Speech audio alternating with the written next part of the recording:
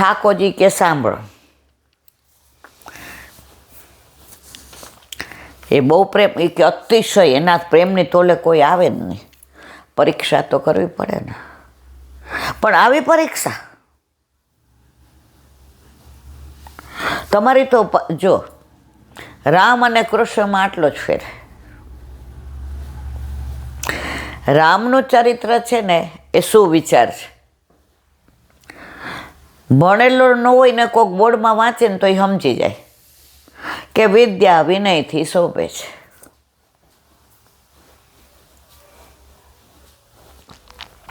સા વિદ્યતે. પણ કૃષ્ણ છે ને એ ઉખાણો છે. કોક સમજાવે ને તો સમજાય, નહીં ત્યારે ઉખાણામાં તમે ઉલઝાયેલા રહ્યો. કૃષ્ણને એકવાર જે ઉખાણામાં ઓળખી જાય ને પછી ક્યારેય છોડીને ક્યાંય ન જાય. હવે કે થઈ ગઈ પરીક્ષા, એ કે હા, એ કે ઓલો તો હું તો જ તમારો ભક્ત, એને તો કાંઈ ખબર નહીં. એ કે હવે સવારે મજા આવશે. શું મજા આવશે? આટલું આવી આંખ કરી પરીક્ષા. એની કેટલી વાહ વાહ થાય છે. એટલે તમને નથી, એ કે મને બહુ ગમે જ. મારે લોકોને જતાવવું છે કે એની વાહ વાહ થાય છે, મને કેટલો પ્રેમ કરે, પણ એનાથી વધુ હું પ્રેમ કરું છું. એટલા આમાં ક્યાં તમારો પ્રેમ આવ્યો? હજી લીલા પૂરી થઈ છે. આગે આગે દેખો હોતા હે ક્યાં. હવે સવારે મંદિર ખોલ્યું, જોયું પૂજારીએ એક હાથનું કડું નહીં, બૂમા બૂમ થઈ ગઈ. ઠાકોરજીનું કડું ગમાઈ ગયું, ખોવાઈ ગયું, ખોવાઈ ગયું, ખોવાઈ ગયું. હવે પુરંદરને કાંઈ ખબર નહીં. મસ્ત એના મૂડમાં સવારે આવે, નાહી ધોઈને તૈયાર થઈને આંખમાં પ્રભુના સ્વરૂપનું આખી ચિત્ર લઈને આવે કે આજે પ્રભુના નેત્ર આવા હશે, પ્રભુ આવા સરસ લાગતા હશે, આ વસ્ત્ર ધારણ કર્યા હશે, આ મુગટ ધારણ કર્યો હશે. આ એ વિચાર કરતાં કરતાં મંદિરમાં ક્યારે આવી ગયા એને ખબર ન પડી. આજુબાજુવાળા બધા કોઈ આજે તો એ તો બધા જોતા હતા તો એને ખબર નથી. એની તન્મયતા તો પ્રભુમાં હતી.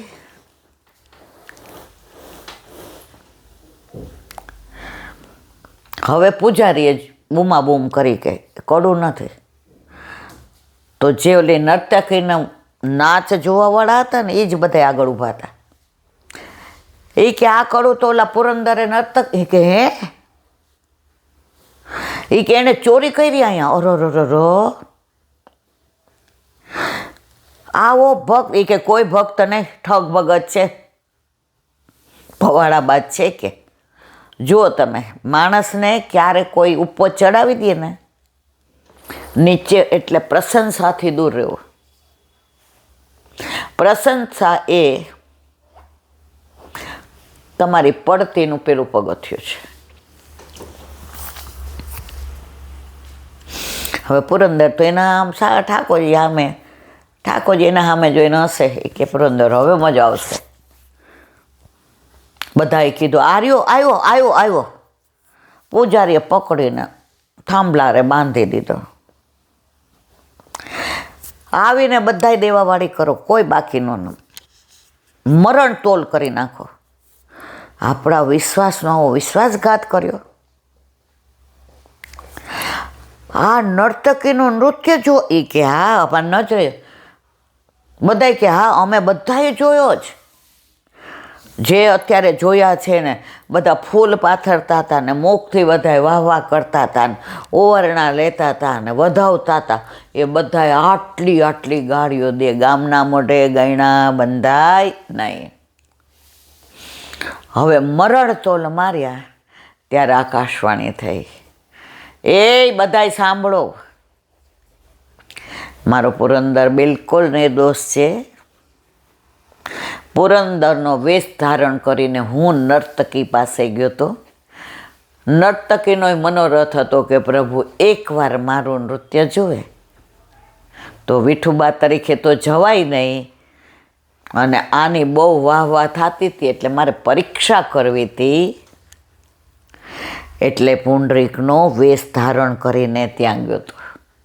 એટલે મેં મારું કડું એને આપ્યું છે. આ તો ઘરે સૂતો તો એને ખબરે નથી. બધાએ છોડ્યા ના ને પુંડરીકે 2 હાથ જોડ્યા, પ્રભુ બહુ સારું કર્યું. પરીક્ષામાં પાસ છો કે ના પાસ એનાથી મને મતલબ નથી, પણ તમે મારો ગણ્યો ને, મને આટલા બધામાં મારું રૂપ ધારણ કરીને ગયા. આપણા ભક્ત તો ગણાય છે, પણ પસંદગી મારા ઉપર ઉતારીને તો મને આપ કેટલો બધો પ્રેમ કરો છે. પ્રભુ ભેટી પડ્યા ને ત્યાં પુરંદર. કહેવાનો આશય એ છે મારા વાલા, ભક્તની કસોટી કરે ને તો એ પાસ થઈ જાય ને તો પ્રભુ સૌથી વધુ રાજી થાય. પણ આપણે અત્યારના ભક્ત નાપાસ જ થઈએ છીએ અને નાસીપાસ બહુ થઈ જઈએ છીએ. આપણને આપણા પ્રભુ પર વિશ્વાસ તો છે, પણ ક્યાં સુધી? જ્યાં સુધી પરીક્ષા નથી થતી ત્યાં સુધી. પરીક્ષા કરે, મારી સાથે જ આવું થાય છે આટલા બધામાં.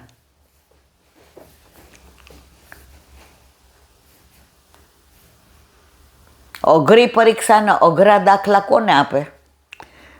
જેને ડૉક્ટર બનાવવો હોય એને. બાકી ઓલો આર્ટ્સવાળો તો 35 પાસ થઈ જ જવાનો છે.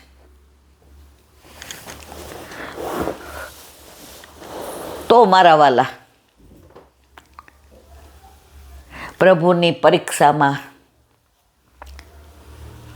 પાસ થાય કે ના પાસ, પણ નાસી પાસ ના થવું. 1 મિનિટ. તો જીવનમાં આપણે પણ ગમે ત્યારે પ્રભુ પોતાનું માને અને કસોટી કરે. પાસ ના પાસ એના હાથમાં, પણ નાસી પાસ ના થવું. બોલો વલ્લભાધીશ.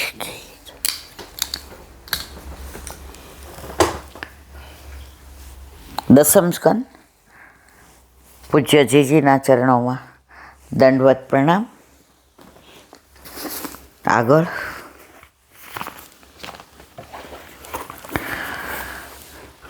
જન્મ શબ્દની સાથે એક જિજ્ઞાસુના મનમાં કેટલી બધી શંકાઓ જાગૃત થઈ જાય છે.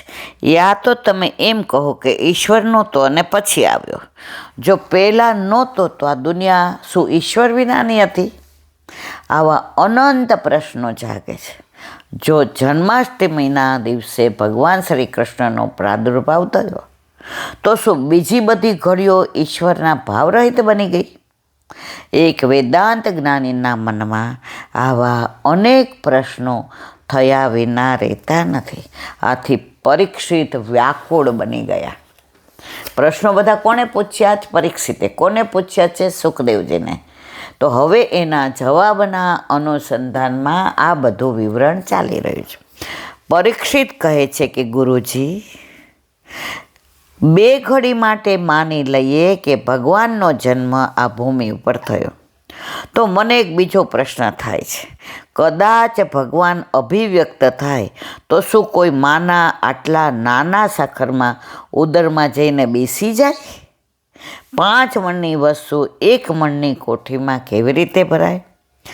જે ભગવાન વ્યાપક છે તે દેવકી માતાના ઉદરમાં નાના બનીને કેવી રીતે રહ્યા?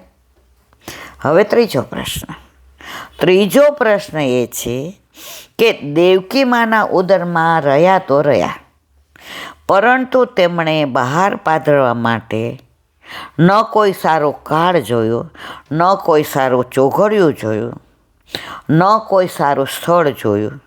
એ કાળ કોટડીમાં જન્મા, તે પણ અડધી રાત્રે જન્મા, તેમાંય પાછા કૃષ્ણ પક્ષમાં જન્મા. શુભ મુહૂર્ત, શુભ વેળા, શુભ ઘડી કાંઈ જ ન જોયું. ઠાકોરજીએ કોઈ વસ્તુ શુભ ન જોઈ. અડધી રાત્રિ, રોહિણી નક્ષત્ર, અંધિયારી રાત, આઠો કે અંધિયારી રાતે, આઠો કે અંધિયારી, આઠમની અંધિયારી રાતે. એટલે ઘણાય પૂછે કે ઈલાબેન ક્યારે પુષ્ટ કરાવીએ? ગોપાલ આયે સોહી દિનનિકો. પ્રભુએ પ્રાગટ્ય લીધું એ નક્ષત્ર શુભ, ઘડી પણ શુભ, વાર પણ શુભ, તિથિ પણ શુભ, પળ પણ શુભ. પ્રભુ ઘરમાં આવે, પ્રાગટ્ય લે એટલે બધું શુભ. ચોથો પ્રશ્ન એ છે કે માની લે કે જ્યાં ભગવાન જન્મે ત્યાં શુભ મુહૂર્ત અને શુભ વેળા જ હોય, પરંતુ ભગવાનને કોઈ દિવસ ભય હોય? આખા ભયને ભગાડનારો ભગવાન. તો શું કૃષ્ણના ડરથી ને મથુરાથી ગોકુળ ગયા? જ્યાં ભય હોય ત્યાં ભગવાન હોય ખરા? મથુરામાંથી તો અડધી રાતે મામાના ભયથી તે ઊભી પૂછડીએ ભાગ્યા. ભગવાન તો ભયભીતને નિર્ભય બનાવે છે. યદ્યપિ બિભેતી સ્વયં ભયમ. ભય જેને જોઈને ભયભીત બને એવા ભગવાનને કોઈનો ભય લાગે ખરો? પાંચમો પ્રશ્ન એ છે કે ભગવાનને ભય નથી લાગતો, છતાં એ ભયભીત બનીને ભાગ્યા, પરંતુ 11 વર્ષ અને 52 દિવસ સુધી ગોકુળમાં રહ્યા. ત્યાં સુધી સંતાઈને રહ્યા.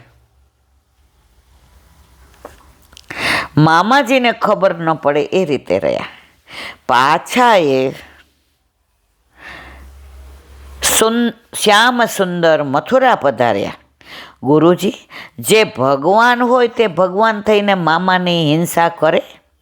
આખી દુનિયાને ક્ષમા આપનારા શ્યામ સુંદર શું કોઈની હિંસા કરે ખરા? મારો છઠ્ઠો પ્રશ્ન એ છે કે જેનો આખી દુનિયા સાથે સંબંધ છે, જે દુનિયાને નવો દ્રષ્ટિકોણ આપવા આવ્યા છે, તે ભગવાનને 1 નહીં, 2 નહીં, 3 નહીં ને 16,008 રાણીઓ. આ 6 દોષ, જો આમાં આવ્યું કે દોષનું વર્ણન છે 6 અને 6 ગુણનું છે. આ 6 પ્રશ્નોમાં પ્રભુના 6 દોષ કયા? કોણે? પરીક્ષિત. અને 6 ગુણ કયા? ઐશ્વર્ય, વીર, યશ, શ્રી, જ્ઞાન અને વૈરાગ. એનું વર્ણન હવે કરશે.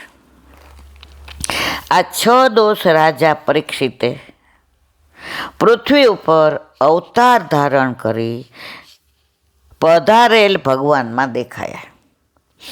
આ બધાનો ખુલાસો મેળવવા રાજા પરીક્ષિત 10મ સ્કંદ પ્રારંભમાં કહે છે, કથિતો વંશ વિસ્તારો ભવતા સોમ સૂર્યયો રાંગનામ ચોભવંશ્યાયમ ચરિતમ પરમાદ્ભુતમ. મહારાજ, આપે સૂર્યવંશ અને સોમવંશનું વર્ણન 9મ સ્કંદમાં કર્યું. આ બંને ચરિત્રો ભક્ત અને ભગવાનના હતા. તે પણ પરમાદ્ભુતમ હતા. પરમાદ્ભુતમ એટલે પરમેણ ભગવતા અદ્ભુતમ. ભગવાન તે વંશોમાં પ્રગટ થયા હોવાથી એ ચરિત્રો અદ્ભુત હતા.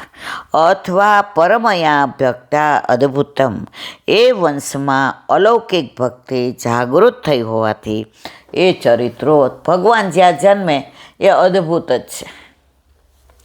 ભગવાનની લીલા એ બધું. ભગવાન એક ટચલી આંગળિયાના નખ ઉપર ગિરાજ ધારણ કરે, આપણે કરીએ? મુંજાટ વિમાન યમુના કિનારે ઠાકોરજીએ દાવાગ્નિનું પાન કરીએ, આપણે કરીએ? અઘાસુરને, બકાસુરને, તૃણાવતને, સક્તાસુરને, પૂતનાને, વ્યોમાસુરને, કેસીને, આ બધાનો ઉદ્ધાર કર્યો, આપણે કરીએ? એક બાજુ ગોપીઓને બેડલા ચડાવે, માધુર્ય ભાવથી ઘરે આવે, અને ગોપીઓ આવે એ કે હવે હદ કરી છું આણે, આ નવી નવાઈનો જ તમારો. બેડલા ભરવા જાય છે તો પાછળ પીઠ આમોળે છે. યશોદાજી કે છાની મની રહે, આ જો પલ્લામાં ઝૂલે, તું કોની વાત કરે છે? બહાર જુઓ તો વાલો 12 વર્ષનો, અંદર જોવું તો ઝૂલે પલના. ઝૂલે ઝૂલે રે યશોદા મૈયા તેરો લલના, તેરો લલના મૈયા ઝૂલે પલના. આ અદ્ભુત રાયની લીલા અદ્ભુત, કોઈ ભગવાને આવી કરી નથી. ક્યારેક લાલો બની જાય, ક્યારેક પ્રિયતમ બની જાય, ક્યારેક સખો બની જાય, ક્યારેક વાલો બની જાય, ક્યારેક ગોવાળ બની જાય, ક્યારેક મોર બનીને મયુર નૃત્ય કરે, કોઈક વાર બાળક બનીને ચંદખીલોનું માગે, કોઈક વાર દૂધ ગરમ છે એમ કહીને પીવાની ના પાડી દે. આની એકેય લીલા ભગવાનની છે એ આપણે સમજી જઈએ, છતાંય ભગવાન છે એવું ક્યાંય સાબિત કરતો નથી. વ્રજમાં પ્રભુ 11 વર્ષને 52 દિવસ રહ્યા, ક્યાંય એણે પોતાનું ઐશ્વર્ય, વીર, યશ, શ્રી, જ્ઞાન અને વૈરાગ્ય જાહેર કર્યા ન. માટી ખાધી એમ કરીને બ્રહ્માંડ ઘાટ ઉપર મોઢું ખોલાવે માં, પરાણે ખોલાવ્યું બ્રહ્માંડના દર્શન, એટલે ઘાટનું નામ બ્રહ્માંડ ઘાટ પડ્યું. ત્યાં બ્રહ્માંડ બિહારી છે. મામ થઈ ગઈ કે આ શું? ઠાકોરજી કે માયરા ઠાર. હા, ભગવાનની લીલા જાણી સાથે આના પ્રેમ માટે તો આવ્યો છે. આ માનો પ્રેમ કેવો હોય, આને મૂકીને હું જાઈશ કેમ? માએ તરત યોગ માયાને બોલાવે, બધું ભૂલવાડી દીધું. માએ પાછો કાન આંબળો, સાચું બોલ, માટી ખાધી.